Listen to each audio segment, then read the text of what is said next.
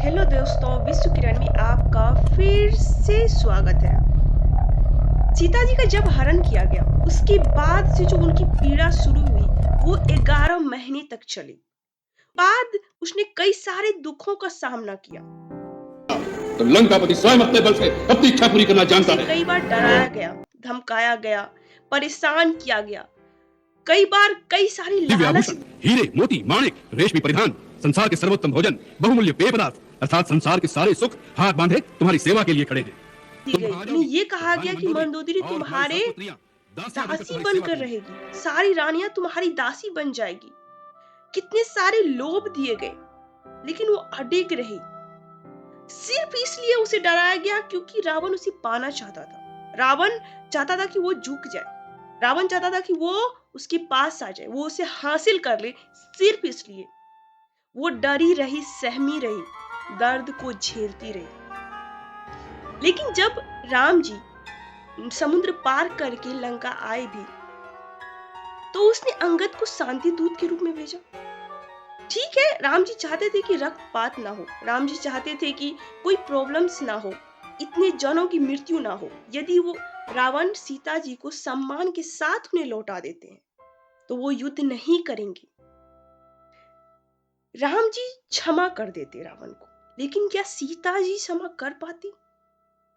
क्या सीता जी इस अपमान के लिए कि वो उसे सिर्फ पाना चाहता था, इसके लिए उसने उसके साथ इतनी प्रताड़ना की, क्या वो उसे क्षमा कर पाती? सिर्फ लंका में ही नहीं, सीता जी को कई बार अग्नि परीक्षा से गुजरना पड़ा। उसके बाद भी उसे अयोध्या का त्याग करना पड़ा। देखिए, हमारी ऐतिहासिक चीजें हमें बहुत कुछ सिखाती है, हमें बहुत कुछ देती है और हमें बहुत कुछ समझाती भी है। एक चीज बहुत इंपॉर्टेंट हो जाती है कि क्या उसे भी क्षमा किया जा सकता है जिसकी पाप अक्षमनीय है, यानी जिसे क्षमा नहीं किया जा सकता। अभी के समय में यदि कोई किसी महिला के साथ गलत करता है, तो क्या उस महिला को सिर्फ इस कारण उस आदमी को क्षमा कर देना चाहिए क्योंकि उसका पति चाहता है या उसके कोई अपने चाहते हैं? सवाल सम्मान का आ जाता है, सवाल आ जाता है आपके स्वाभिमान का। पाप वृत्ति से एक बार अपने पापी हाथों से मेरा अंग स्पर्श किया है। सवाल सिर्फ ये नहीं होता है कि आप क्या चाहते हो, क्या नहीं चाहते हो।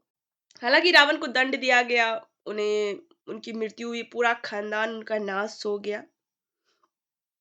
लेकिन सीता जी को भी कम बहुत कुछ सहना पड़ा। इसके बाद भी कई सारे प्रॉब्लम्स को फेस करने पड़े, जबकि उसकी तो कोई गलती थी ही नहीं, फिर भी उन्हें करना पड़ा।